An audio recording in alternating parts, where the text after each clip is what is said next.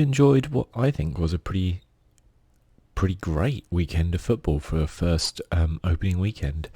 It's great to have the Premier League back.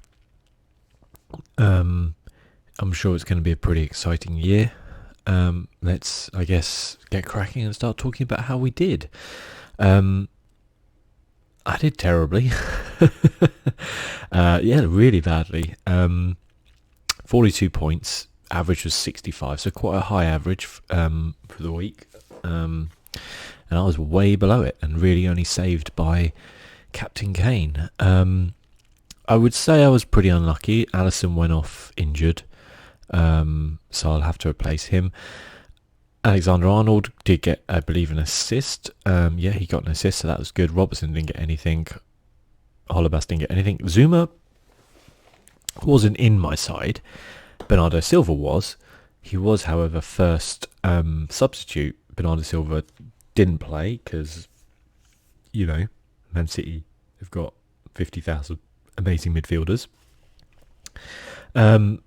So they put Zuma in, so I lost 1 point because Zuma's an idiot and gave away a penalty and conceded 4 goals. Andre Gomez, he only played a half. I think he got injured. Pulisic came on as a sub. He didn't play much. Zaha didn't play much.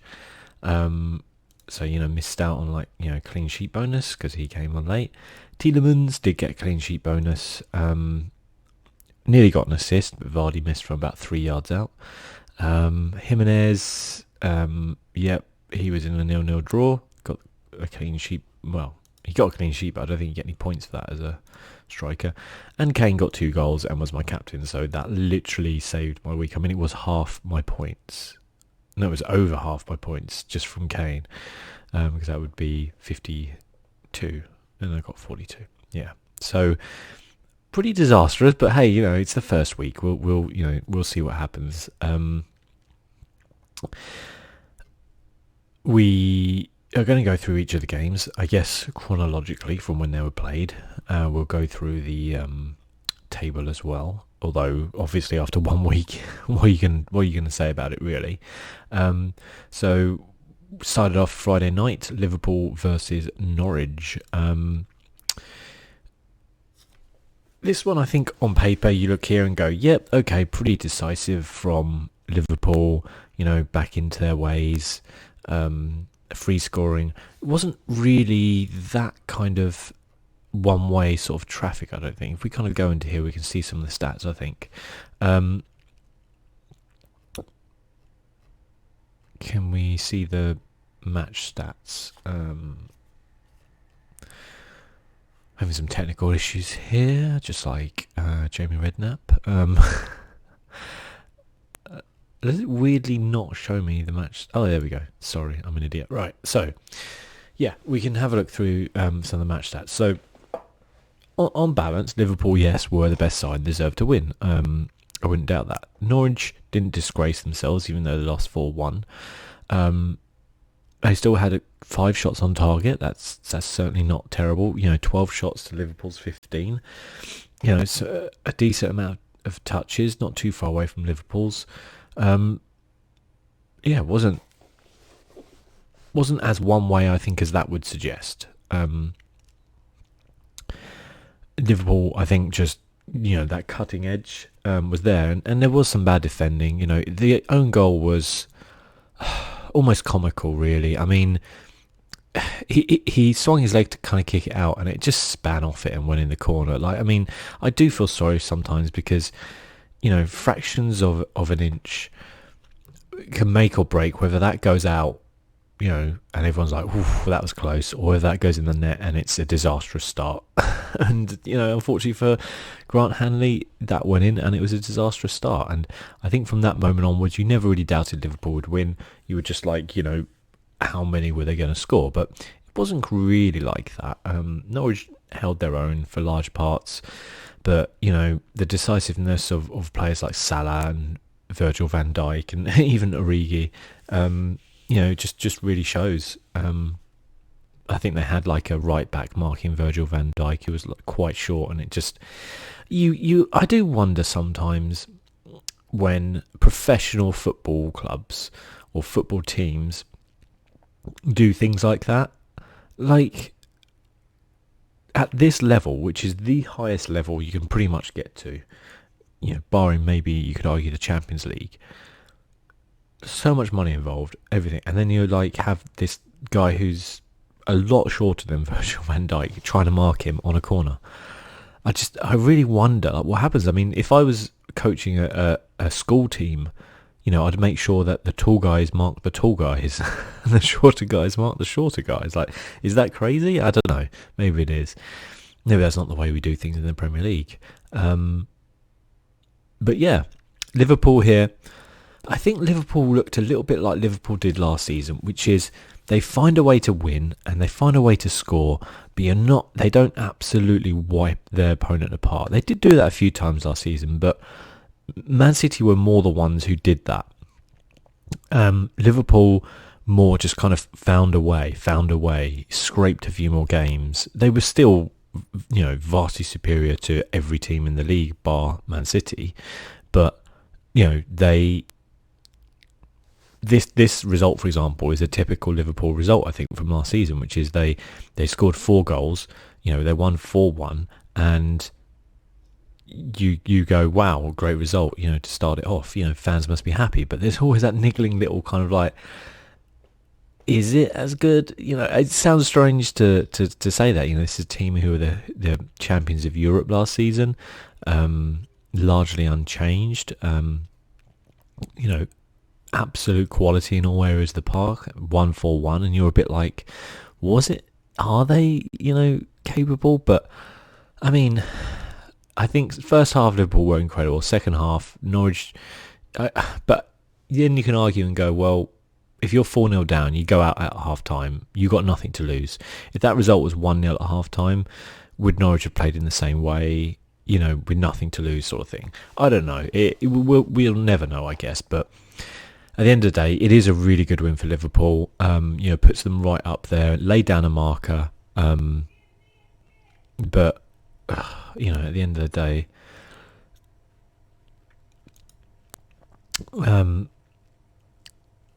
I couldn't see anything but a Liverpool win. I saw some people kind of before saying like, oh, Norwich could spring a surprise here, and all this. I mean, I've said this in my review.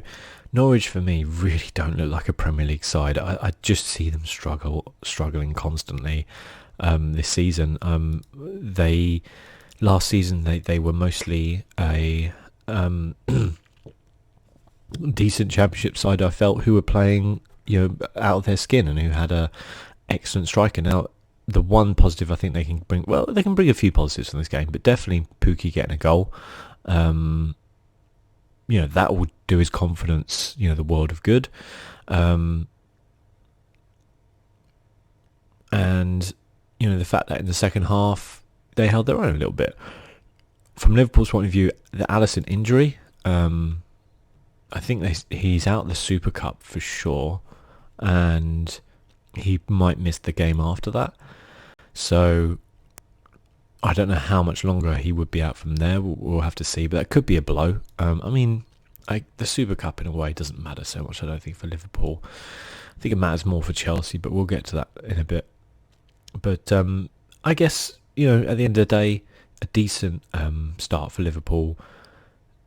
Playing against a promoted side, first game of the season, we've seen those games go badly wrong. And, they navigated this minefield fairly easily, I'd say. Next up was West Ham Man City. I could only see this going one way with a Man City win. A lot of people seem to think that West Ham are going to challenge for the top 6 this season. I think I said in my kind of Premier League preview, I genuinely could not for the life of me see that. I don't know. If I look at West Ham's lineup, I just see a lot of fairly average players with 1 or 2 really good players. Fabianski, I think, is a decent goalkeeper, for sure. Cresswell, Balbuena, Diop, Fredericks. I just see a very average defence there. Maybe I'm being harsh. And in terms of the midfield there, I see Felipe Anderson, who's I think on his day can be brilliant, but that day can also be a little bit inconsistent. I see Declan Rice, who can be an excellent player, and then I'm like, are these three good enough to break into top six? I mean, if we want to look at it brutally and we say, if you look at the top six of Liverpool, Man City, Spurs, Chelsea, Man United, and Chelsea. Did I say Chelsea? What the top six are. Would any of those players get into their midfields? No, they wouldn't. Haller up front, a lot is being put on his shoulders, I think, and I'm not necessarily 100% convinced he is gonna be able to, bang 20 goals in this season, as just simply for the fact that he's coming to a new league and there's a lot of pressure on him, and maybe next season, but I don't know. I don't see West Ham challenging anywhere near the top six. I see them very mid-table, but I will say that Man City were absolutely imperious. They were fantastic. They were incredible. It was so easy for them. I mean, Sterling is just playing like one of the best players in the world at the minute, isn't he? He's just, everything just looks so simple with him, and he just is banging them in. I mean, that's a hat trick for Raheem Sterling on the opening game of the weekend. This Man City side just oozes quality. I mean, that team, it's just so well drilled. Rodrigo came in, or Rodri. I don't know why they call him two different things, but they do. He looked like he'd played in this team for about 3 years. He just fitted straight in. It was scary. Anybody worried about Fernandinho's replacement, I mean, it's done. Like, that's what's scary. They bring in players, and they've rarely had a transfer that has actually failed. Like, you have to say, like, their recruitment strategy seems to be incredible. I guess you could argue maybe they've had a couple of flops in maybe Danilo, but then, they managed to transfer him out and getting Cancelo, who I guess they think is going to do a better job. But otherwise, the players who have come in have just looked, fantastic. They've rarely had a flop. They've had some injury problems with like Mendy, but whenever Mendy's played, he's looked brilliant. So I wouldn't call that a flop. It's just unfortunate.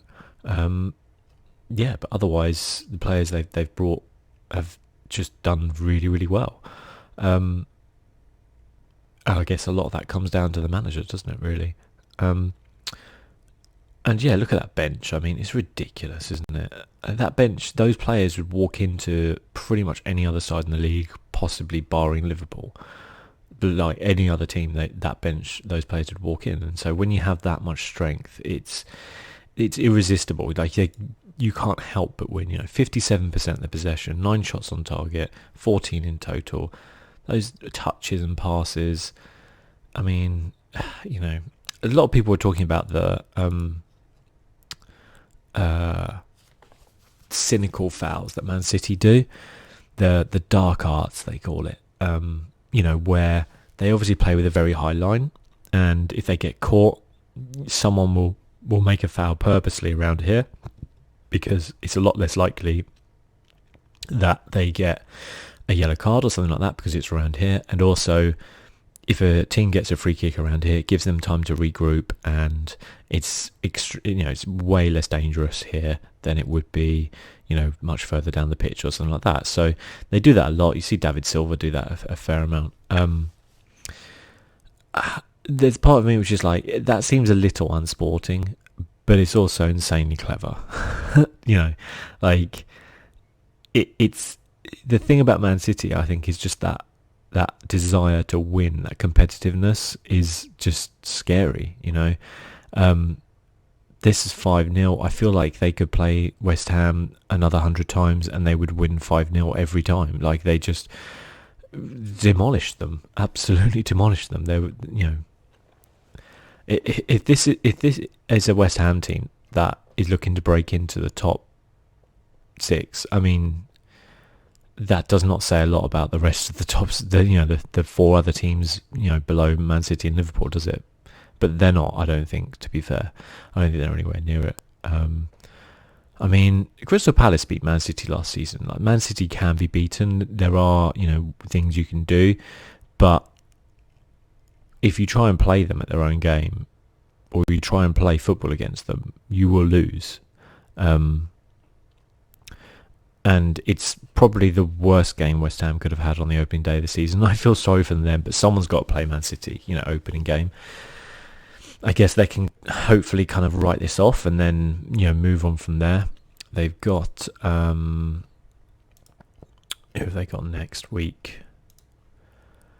West Ham have got Brighton. Brighton had a good win. We'll go through that, but, certainly easier than Man City, with no disrespect to Brighton there. Man City have Spurs, don't they? So that's a tough game, but, you've got to play these teams at some point. I think Man City are pretty much on form at the minute for what they've got, so they're looking pretty special, scarily special. It's just the pressing, the relentlessness, losing the ball to win it back, and just everything about them. We all know this. This is Man City, isn't it? This is what they do. This is Pep Guardiola's Man City. The competitiveness to play in this team. They can leave out players like Bernardo Silva, Gundogan, Aguero. It's just ridiculous. I'd be surprised if Man City didn't win the league, but I said it in my preview. I think injuries will play a big part if certain players get injured. European games might well play a part. We'll see kind of what comes of it, but that was a champion's performance if ever I saw one. And West Ham kind of capitulated quite a lot after half time, so that'll be a bit of a worry. West Ham spending a lot of money, and I think Pellegrini has got to finish very close to that top six, if not in it this season. I think that is his aim, and I don't think he's going to do it personally, but I could be wrong. I'm not judging that on one game. I said that before even this game. I just don't feel the squad is strong enough to do that, but you never know. So next up, we had Bournemouth versus Sheffield United. Bournemouth won, Sheffield United won. Sheffield United scoring quite late on, of course. It was Billy Sharp, the Sheffield United legend. I kind of said, weirdly, I tipped Sheffield United to get relegated, which I still do tip them to get relegated. I think that's the kind of sensible kind of thought there, like it makes more sense. But I think I did say in my preview that I just felt that out of the three promoted side, weirdly I felt Sheffield United stood the best chance to stay up, because they have this team ethic that I think fits very well for a promoted side coming up. Like, this kind of backs against the wall, okay lads, this is going to be hard, we need to dig in. A bit like Huddersfield in the first season they came up, that team ethic. And we can see that does work. And then you have the other approach, like the Fulham approach, where you're like, okay, we got up, now let's buy a new side, and it doesn't quite work. Now, it was a decent enough draw against Bournemouth. Bournemouth were pretty wrecked by injuries, though, I will say that much. So, they had a lot of people out. I thought it was a weird weekend as well for teams not playing signings. I thought that was a weird one as well. That happened a lot. Bournemouth did play a few, but then you have people like Harry Wilson on the bench, and I was like, why is he not playing? And there was a lot of other teams who did the same thing. Fair play to Sheffield United though, because even though they were like 1-0 down, they went for it. So you can see they brought on McBurney.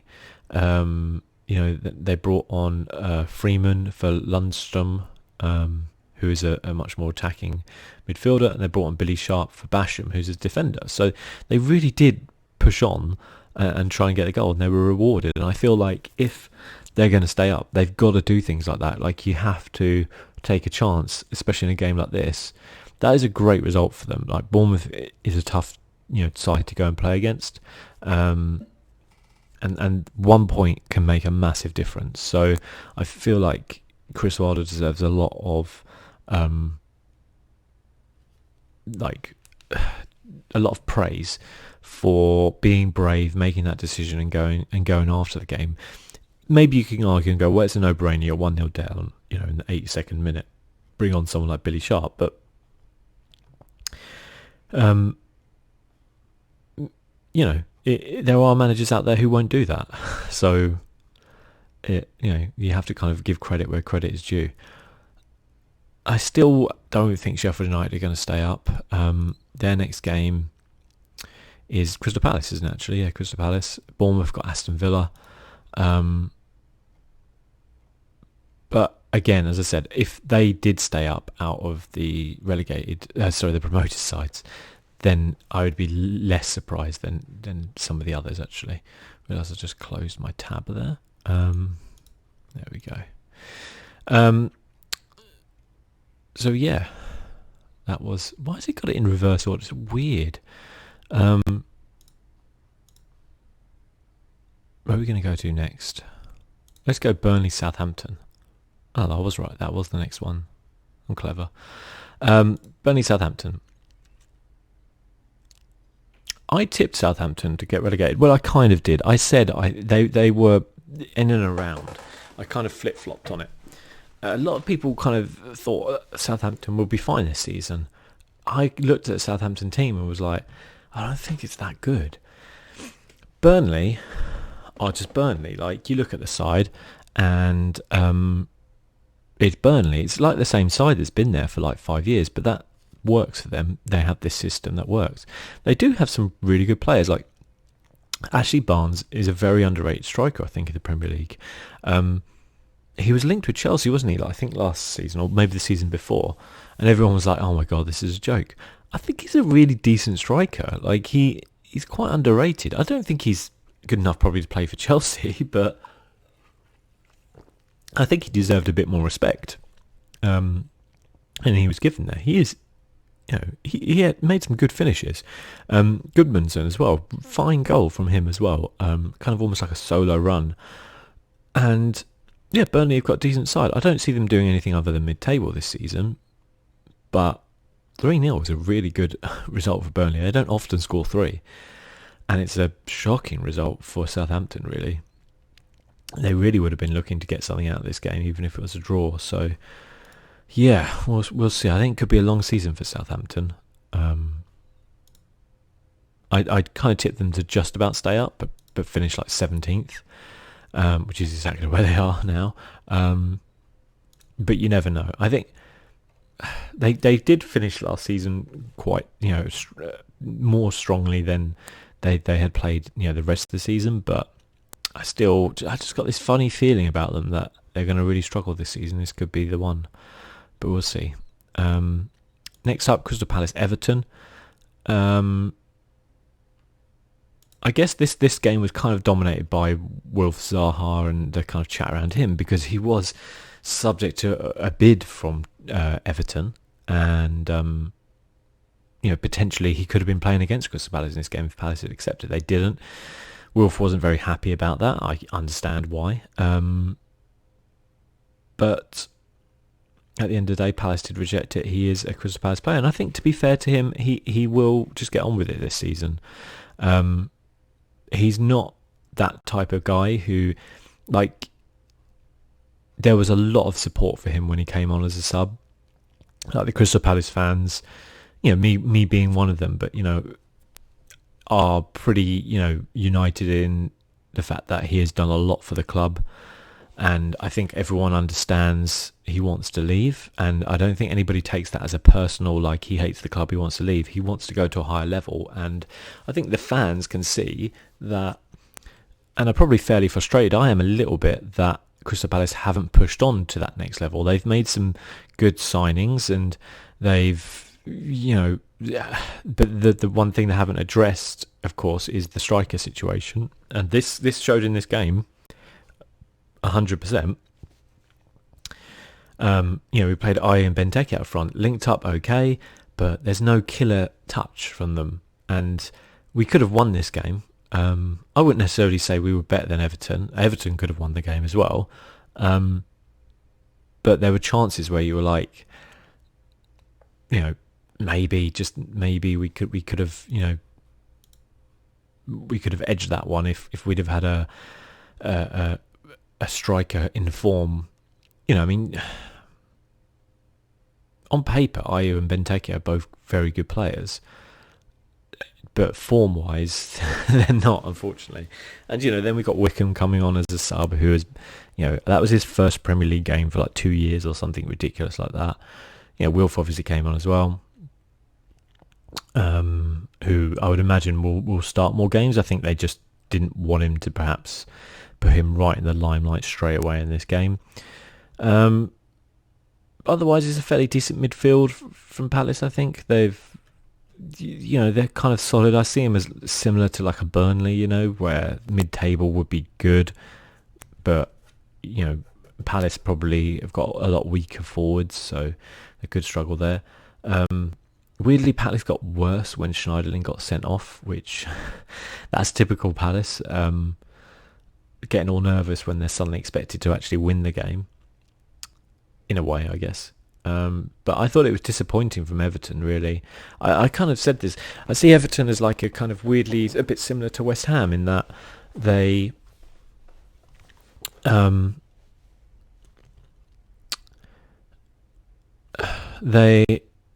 spent a lot of money. On paper, they have really good players, and they just never do anything. I mean, obviously, Calvert-Lewin up front, I don't want to be nasty to the guy, but he's not a Premier League striker in my opinion. That's why they got Moise Kean, and you would expect him to start once he gets a bit more match fit and ready for them, and potentially he could be pretty good for them. So we'll see. It's a tough one. I definitely think Everton will be expected to challenge for top 6 this season, similar to where West Ham and their manager could struggle if they don't. But on the flip side, I don't know if they're good enough. This is probably the surprise, I think, of the weekend. I would say this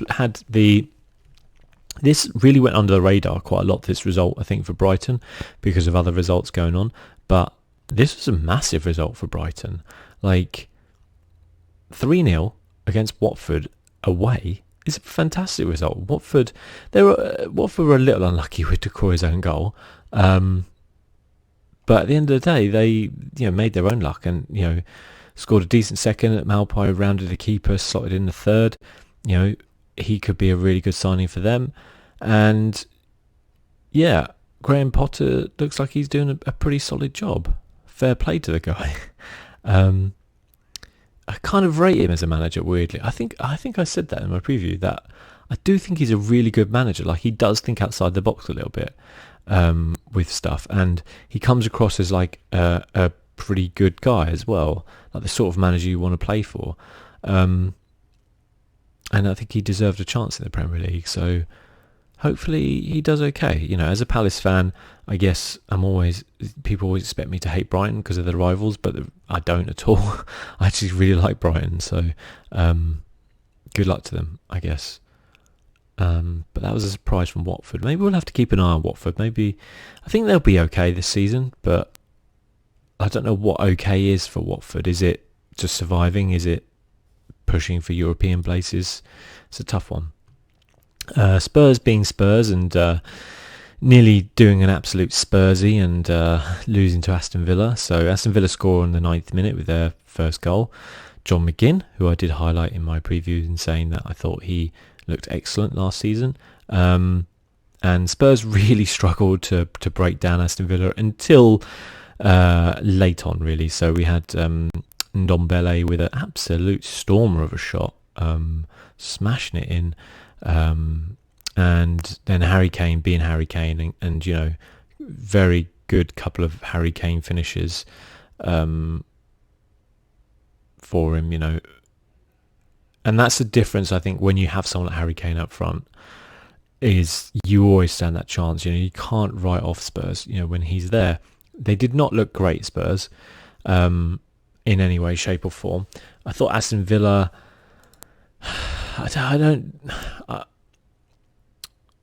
I I don't know if they're going to have enough about them to survive. We'll see. It's difficult to tell. Like, this is not the sort of game where they're away to Spurs. They're not looking like, if they had a big chart where they were like, let's see how many points we can get each season, this would be a 0-pointer, wouldn't it? Like, realistically, they would, no disrespect, they would not be expected to win this game. Maybe they could edge a draw, and to be fair, they came pretty close. But Spurs would have this down as a definite win. And they did win, but in a kind of Liverpool-esque way, not entirely convincingly. Despite having way more possession and 31 shots, but only 7 on target. It was, it was a difficult one. But Kane, in the end, I guess, the difference maker for them. But I think Ndombele is looking like a pretty good signing for them. Like someone they actually definitely needed, and they've got guys. You can bring players like Eriksen off the bench, who I'm not sure if Eriksen is expected to be there. I mean, let's not forget the transfer window is shut, but European clubs can still sign players. So I wonder if there's going to be a cheeky bid for Eriksen from an Italian, German, or Spanish club, and that he might be on his way because, well, I don't know really. We'll see. And there was a talk about Vertonghen as well. He wasn't even on the subs bench, and people were talking about falling out with Mauricio Pochettino, but we'll kind of see, I guess. They played it down, but they always do, don't they? Let's face it. Tom Heaton played well in goal, I thought. I always thought he was a very good signing for Aston Villa. We'll see, I guess. Grealish, I didn't think had a very good game. I think he was caught in possession for the second goal, was it? I think. But yeah, we'll see about Villa. As I said, this is not the game to judge them on, basically. Their next game is going to be Bournemouth at home. That's the sort of game you would judge them on, 100%. Spurs obviously got Man City. Next up, Leicester Wolves. So one thing I guess we can talk about is VAR a little bit, because VAR is in this season. I'm not going to bang on about it. My opinion of VAR is that I don't think it's necessary to bring it in. I think the problem is that fans and managers and players have brought it on themselves, because all they've done is moan about decisions all day long. Everyone moans. Every time their team loses, they moan and moan about the referee and the decisions and all this kind of stuff. And then they're like, okay, well, this is the system we've got to bring in to eliminate that. And then they moan about the system. Oh, it interrupts the flow of the play and does it. Well, you brought it on yourself. I'm sorry. And I'm talking about, we all know the fans who always moan about stuff. Maybe you're one of them, maybe you're not. We know about the managers always moan about decisions. The players always moan about decisions. Listen, at the end of the day, they do even out pretty much across the season, a bad decision here or there. But also, like, one bad decision in a game, people turn around and go, oh, that can change the game.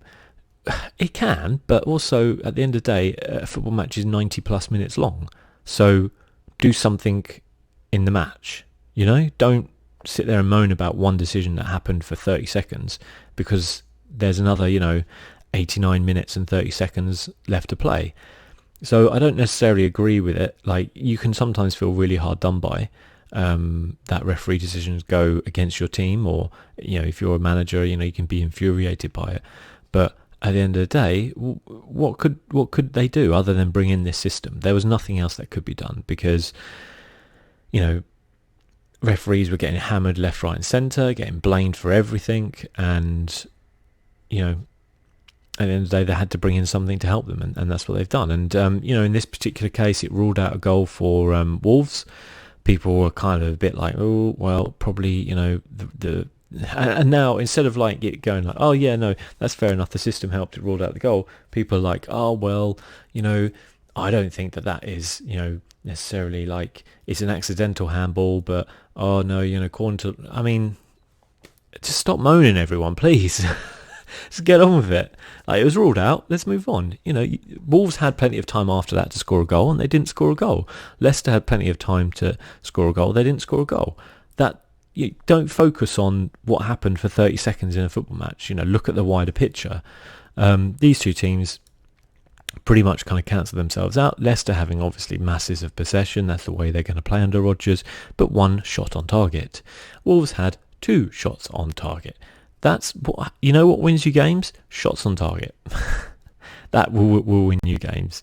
And if you can't do that, don't moan because the 1 shot on target you had went in, but it was actually a handball.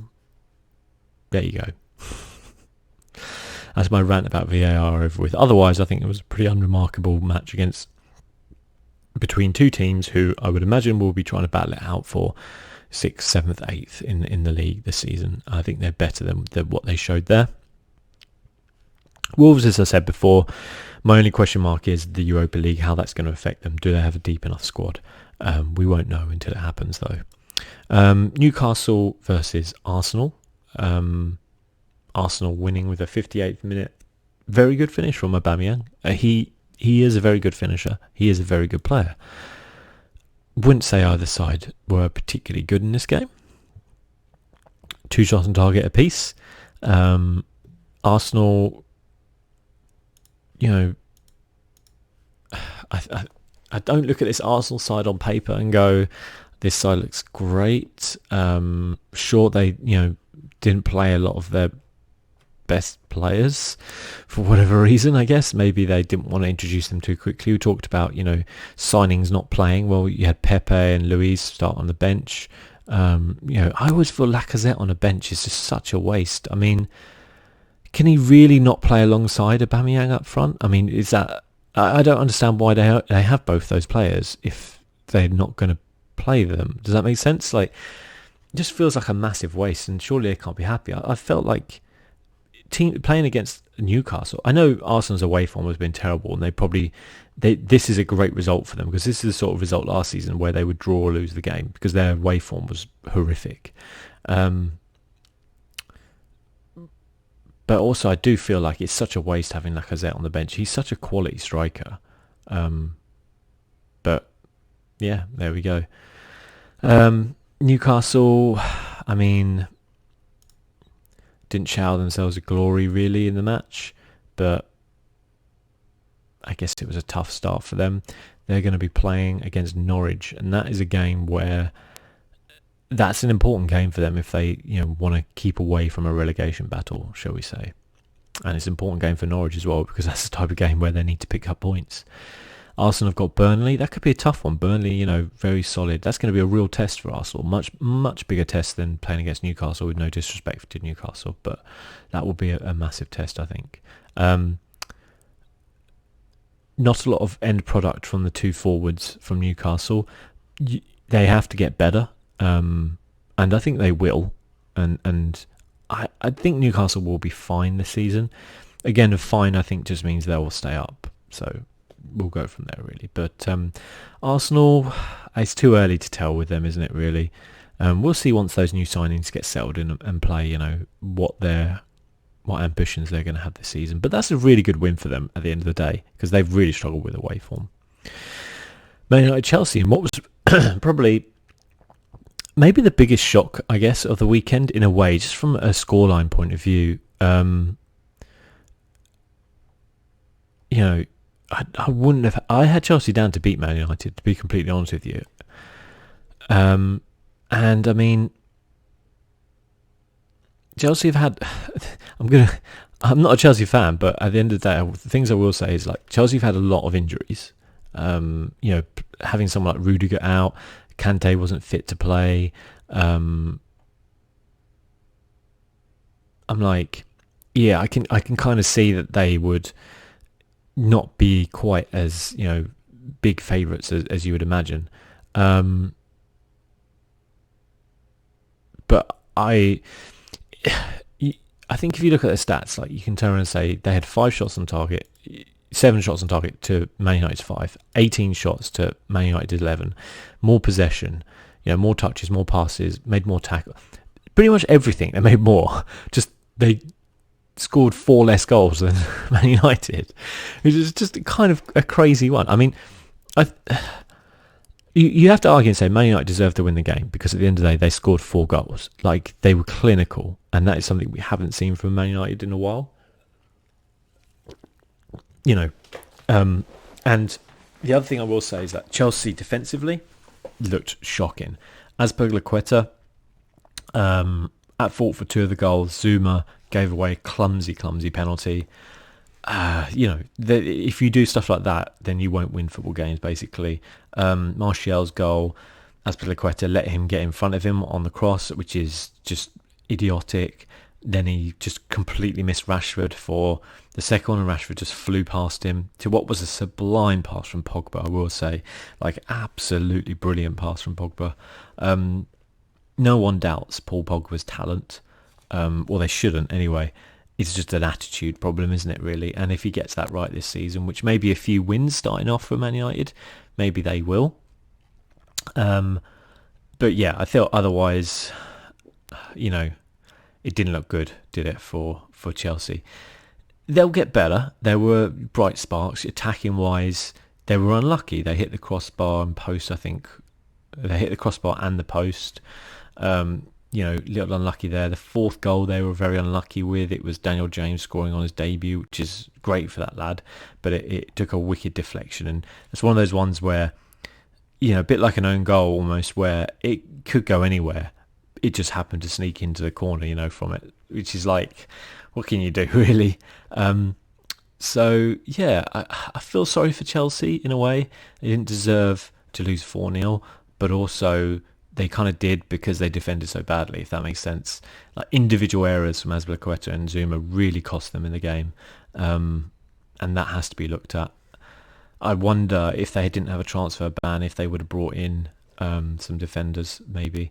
But Rudiger coming back, I think, will make a big difference. He's a quality defender.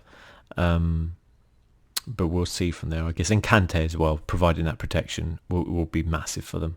So, yeah, I assume he'll probably come in for Kovacic, possibly. As for Man United, yeah, they looked pretty good. Maguire at the back and Aaron Wan-Bissaka both looked really good on their debuts. You got to say, Harry Maguire really looked like a leader at the back there. And, absolutely fair play to the guy. Wan-Bissaka, I think, made the most tackles in the game. He is a quality right back, like, without doubt. I've said this before, and it's a similar thing with Zaha. It's like, if you can look brilliant in a Crystal Palace side, you are special, because at the end of the day, Crystal Palace are not a very good side, so you're having to do a lot of the work yourself, if that makes sense. When someone plays really well in, like, maybe a Man City side or something like that, you can argue and go, well, the other players are playing around them and they kind of make you look good, But not really the case. But do you get what I'm saying? If you're playing well in Crystal Palace side, it's not because the other guys are carrying you. It's because you're a really good player, and he is a really good player. And I don't think their problems are solved in any way. I still think the midfield looks very weak. I think, like, ideally they wouldn't be playing like Pereira or, maybe even Lingard and McTominay in there, but they are playing them. Daniel James, really good for him to get a goal, I guess, on his debut. I wonder how much we'll see him. It's a very young, bench for Man United. I can't honestly see them making a title challenge this season, but I could see him sneak into the top four if,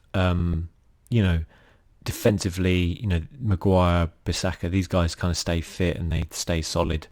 There's enough danger up front, for them to do some damage on a counter. So I could see them, sneaking in there, really. As for Chelsea, I feel sorry for them in a way, because they've got to play Liverpool next in the Super Cup, and after that they've got Leicester, and that's not an easy game either. So you've got to be patient with Frank at the end of the day, because he is new to the job. I don't feel like he necessarily deserves more time than anyone else just because he's Frank Lampard, but I do feel like he deserves a season. He deserves to be judged at the end of the season, where he's taking this Chelsea side and where he can take it in the future. I said that on paper, and I still believe on paper, they've got a side which could challenge for the league. I don't think they will, and I didn't think they would. I just wonder, how this transfer ban will affect them this season, how the players coming in will gel, if they can stay injury free on some of these key players, it will be interesting. Interesting as well that he went for Abraham up front. Don't think he had a terrible game, but I didn't think he had a great game either. Could have been different if he was scored. He hit the post. The whole game could have been different then, who knows, but it wasn't, and they lost 4-0, and it was a bit of a shock, I think. What can you do? These results, they happen sometimes. Looking at it from the point of view right now, the table doesn't really matter. The only thing I would say is maybe that goal difference might hurt them at some point, but you could almost write this off as just first game. I think they have to put in a good performance against Liverpool and then against Leicester, or else they could struggle this season. I know Liverpool's in the Super Cup, but at the end of the day, if they get a hammering there, it really doesn't look good, does it? So you don't know. But if they beat Liverpool in that could be a real turnaround. And it's a trophy at the end of the day. It's a decent trophy, the Super Cup. People always kind of make fun of things like that, and I don't know why, because you're playing against another great side for a cup that you've earned to be in because you've won, either Europa League or Champions League. So that's a look back at the games. So next week you've got Arsenal, Burnley, Aston Villa, Bournemouth, Brighton, West Ham, Everton, Watford, Norwich, Newcastle, Southampton, Liverpool. Don't see Southampton getting anything out of that. Man City, Spurs, Sheffield United, Palace. I think really Palace have got to get a win there. I'm not sure they will. Chelsea, Leicester. I think Chelsea have got to pick up some points there. Wolves, Man United. A tough one for Man United, that. But if they want to challenge for that top four, that's the sort of game they've got to be winning, really. Or at least getting a point out of. Same with Arsenal. I've got to be beating Burnley at home. But we'll see how it goes anyway. The Plays League is still going strong. It's got 22 teams at the minute. I am 21st, so yeah, really brilliant. Well done here to Mustafa, who is 104 points. Like, that's insane. Did use a triple captain, but fair play. Sterling and Salah there. Wilson, Firmino, King, Kelly, Van Aanholt. I had Van Aanholt on the bench. I'm gutted. Edison in goal, Bolly, Akid. Yeah, really good, great team. And 104 points is fantastic. Georgie here. Yep, Sterling, Salah. How the hell can you afford Sterling, Salah and Kane? Whew, fair play. You have got Wickham though on the bench, so that makes sense. But yeah, that's a good week when you got Sterling, Salah, and Kane in there. But you didn't triple captain Sterling though, right? So yeah, if you want to join that, I'll put the code in the description so you can join in. But yeah, I am 5 millionth at the minute. Terrible week from there, but I really enjoyed the football this week, and it's really good. I will say as well, the if you follow the Premier League YouTube channel as well, they are putting the highlights up really soon after the games. Scarily so, and like it's fantastic to be able to have access to that. It's really, really good. Fair play to them for actually eventually getting around to doing something like that.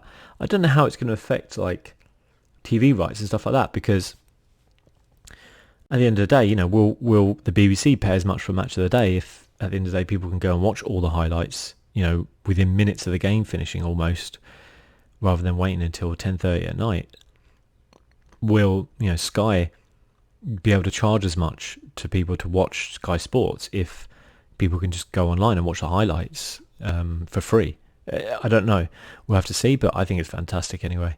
But till next week, guys, thank you for watching. It's always appreciated. Let me know how you did and what you think of the games coming up, what you think of your team and how they did.